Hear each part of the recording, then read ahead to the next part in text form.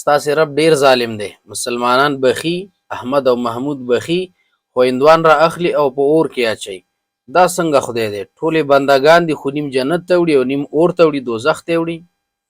ملګرو دغه پوښتنه د ذاکر نایک نه یو پنډت وکړله او غالبا د دې مطلب هم همدا دی چې موږ خو ټول کاغي پیدا کړي او الله پیدا کړي نو ولې ځینې بیا جهنم ته وړي او ځینې جنت ته وړي؟ ولې د چا نوم چې څوک چې مسلمان دی کلمه وایي هغه جنت ته ځي؟ خو صحیح دی موږ هم د هغې پیدا کړي نو موږ ولې دوزخ ته ځو؟ نو ډاکټر صاحب ذاکر نایک ورته ځواب ورکوي. راځئ دا ځواب واورو چې څه وایي ورته. मेरा नाम मुकुंद दवे है, बेरोजगार हूँ। आपने बोला है कि जो इस्लाम कबूल करता है उसके हजारों गुना माफ़ हो जाता है, मगर मेरे हिसाब से सबका मालिक एक है और एक मालिक होते हुए किसको ये नज़र से देखता है और किसको वो नज़र से देखता है। हिंदुओं को माफ़ नहीं करेगा और जो इस्लाम धर्म स्वीकार करता है उसको माफ़ कर देगा। ये कौन सा ऊपर वाले का कानून है जो मेरी समझ में नहीं आ रहा है? बहुत अच्छा सवाल, बहुत अच्छा सवाल।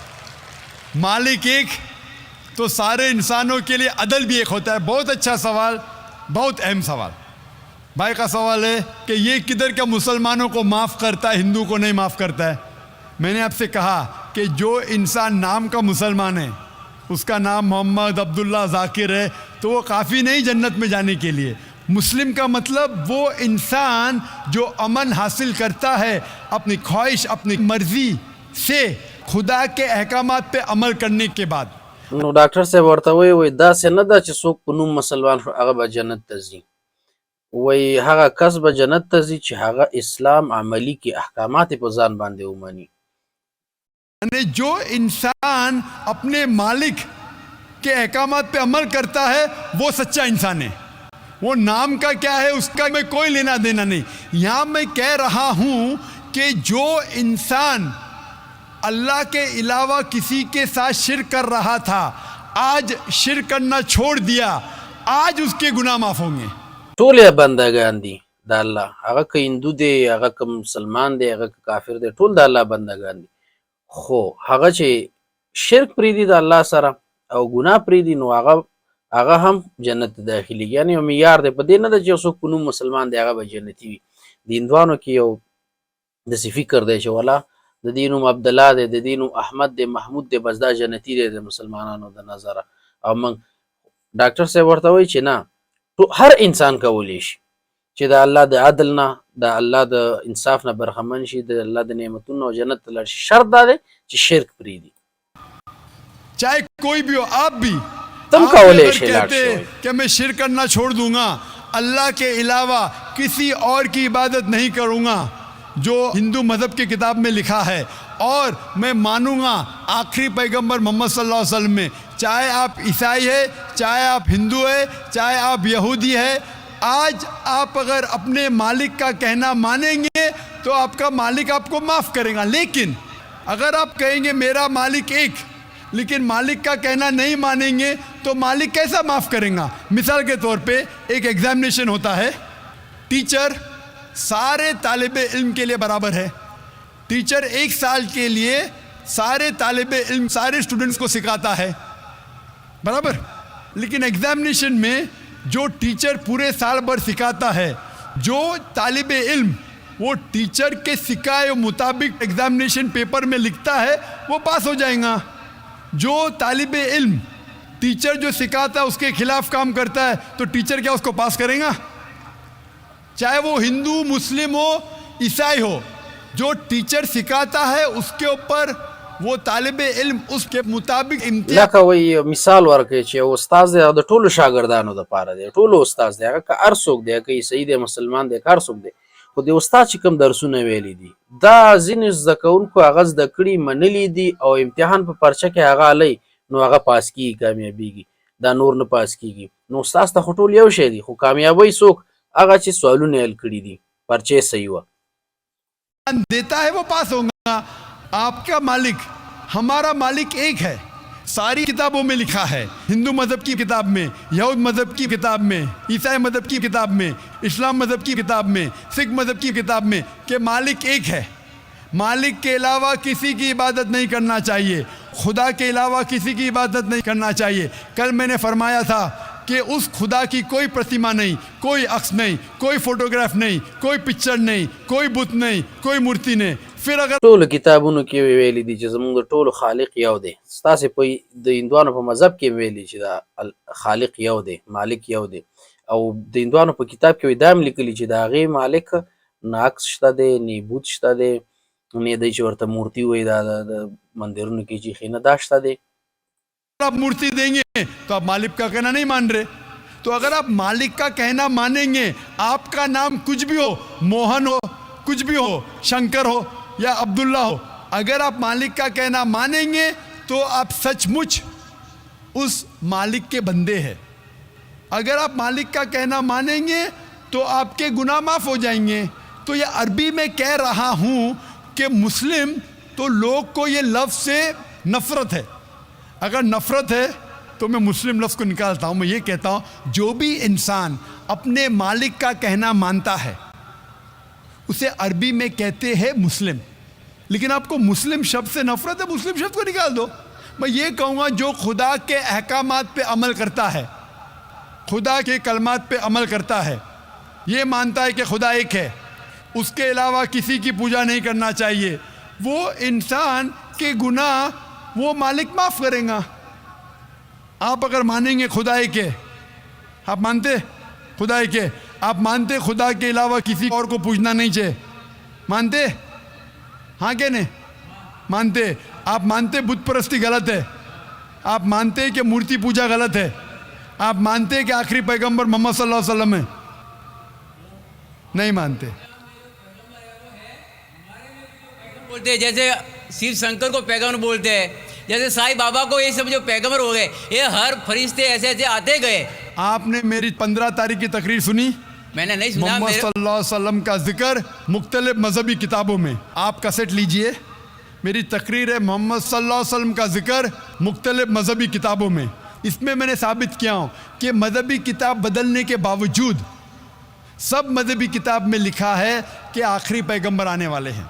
उस आखिरी पैगंबर का नाम है मोहम्मद सल्लल्लाहु अलैहि वसल्लम। आप हिंदू मजहब से ताल्लुक़ रखते? हिंदू मजहब की किताब में लिखा है, भविष्य पुराना पर्व 3 खंड 3 अध्याय 3 श्लोका 5 से 8 में लिखा है भविष्यवाणी मोहम्मद सल्लल्लाहु अलैहि वसल्लम की।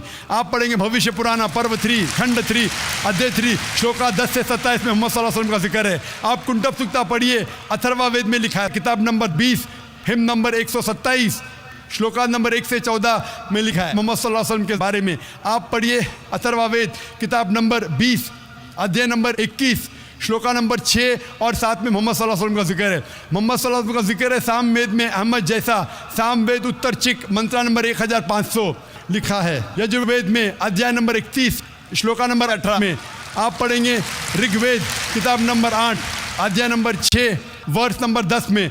आप अगर पढ़ेंगे अथर्वा वेद किताब नंबर 8 अध्याय नंबर 5 श्लोका नंबर 16 में मोहम्मद सल्लल्लाहु अलैहि वसल्लम के बारे में अहमद लिखा है। अथर्वा वेद किताब नंबर 20 हिम नंबर 126 دا څه کوي؟ دا ټول هغه کتابونه چې د هندوانو د مذهب دي، پخواني کتابونه، دا ټول یې ورته ویل چې په دې کې دغه صفحه، دغه کتاب، دغه جلد، دغه آیات ورته وي، برخه ورته وي، په دې کې د محمد صلی الله علیه وسلم یادونه پیشګویي شوې ده چې یو پیغمبر به راځي، نوم به احمد یا محمد وي. دا ټول د دې د مذهب نه ورته وایي. वर्ष नंबर 14 में कई जगह लिखा है नारा शंसा।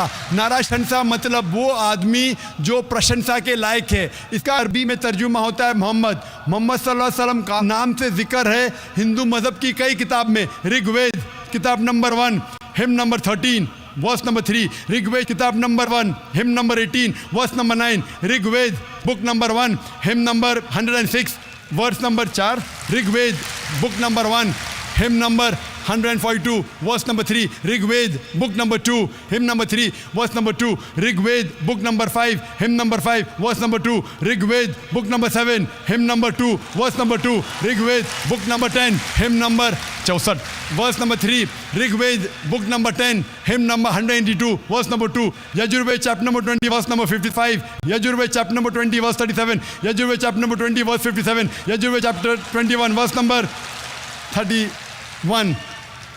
मैं सिर्फ हवाले दे सकता हूँ आपकी किताबों में से सिर्फ घंटों तक, जिसमें लिखा है मोहम्मद सल्लल्लाहु अलैहि वसल्लम आखिरी पैगंबर है। आज जो इस्लाम कबूल कर रहे हैं उनको ये समझाओ कि इस्लाम धर्म क्या है। उनको वो समझ में, मेरे भी समझ में नहीं आ रहा था इस्लाम बोलते माशाअल्लाह, किसको है। आपने कहा कि जो लोग इस्लाम कबूल कर रहे हो उन्हें समझाओ इस्लाम धर्म क्या है। आप नहीं समझे, वो लोग समझे इसलिए तो इस्लाम कबूल किए। आप भी समझेंगे तो आप भी कबूल करेंगे। وې دا خلک چې دا اسلام مني وې دا پوي چې اسلام څه شی دی. ډاکټر صاحب ته ډاکټر صاحب ورته هغه اسلام پیژندل ځکه قبلې ته نه دی پیژندل ځکه نه قبلې. कॉन्फ्रेंस जो था, हमारा मकसद था बताने के लिए सारे इंसानों को इस्लाम क्या है। ये मीडिया जो इस्लाम को पेश कर रही है ये तोड़ मड़ोड़ के पेश कर रही है। हमारा मकसद ही था बताने के लिए सारे इंसानों को इस्लाम क्या है। अगर आप इस्लाम को नहीं अब तक जाने तो बेशक कबूल मत करो। जब भी पहचान लेंगे इस्लाम को तो इंशाअल्लाह आप भी शहादत देंगे। मेरी दुआ है अल्लाह सुब्हानहू व तआला से, उस मालिक से कि आपको हिदायत दे कि आप ये माने कि अल्लाह एक है, अल्लाह के अलावा कोई माबूद नहीं और मोहम्मद सल्लल्लाहु अलैहि वसल्लम आखिरी पैगम्बर है। मैं कहूँगा वॉलंटियर से कि आपको मेरी DVD दे, मोहम्मद सल्लल्लाहु अलैहि वसल्लम का ज़िक्र मुख्तलिफ मजहबी किताबों में, उसमें सारे हवाले हैं। और एक खुसूसन तकरीर है मोहम्मद सल्लल्लाहु अलैहि वसल्लम का ज़िक्र हिंदू मजहबी किताब में, सिर्फ हिंदू मज़हब में। आप उसको देखो और इंशाअल्लाह आप इस बात को तस्लीम करेंगे आज नहीं तो कल कि अल्लाह एक है, उसके अलावा कोई माबूद नहीं और मोहम्मद सल्लल्लाहु अलैहि वसल्लम आखिरी पैगम्बर। ملګرو ویډیو مو ولیدله د یو هندو ته ډاکټر صاحب جواب ورکړی. ډېر غټ علم الله ورکړی دی. زه خپله حیران شوم، دومره ډېر کتابونه دې په یاد کړي دي. د دې کتابونو هغه صورتونه او هغه آیاتونه او هغه صفحې د هر څه د دې په ذهن کې دي. څومره حوالې دا ورکوي، څومره علم دې ته الله ورکړی دی. ډېر سخت کار دی په یو نړیواله کچه باندې یو غیر مسلم ته قناعت ورکول. زموږ خو ځینې عالمان د پښتنو هغه مسلمانانو ته په ځینې مسلو کې قناعت نشي ورکولی، بیا یو عالم را پاسېږي هغه په نړیواله کچه په څو ژبو باندې پوهېږي، هغه په څو ژبو باندې هغه قناعت ورکوي غیر مسلمو ته، خلک مسلمانوي. نو دا ډېر یو سخت کار دی او ډېره زیاته پوهه او علم غواړي. الله دې د ډاکټر صاحب ذاکر نایک غوندې عالمان زموږ او ستاسې په امت کې لا پسې زیات کړي. ملګرو که ویډیو خوښه شوي او غواړئ چې داسې یو بله ویډیو هم تاسو ته جوړه کړمه او راوړو یو بحث پرې وکړو او تاسې هم کمنټونه وکړئ او موږ هم در سره دغه خپل تبصره شریکه کړو، نو دا ویډیو لایک کړئ، چینل در سره سبسکرایب کړئ او کمنټ در سره وکړئ. مننه، خیر اوسئ.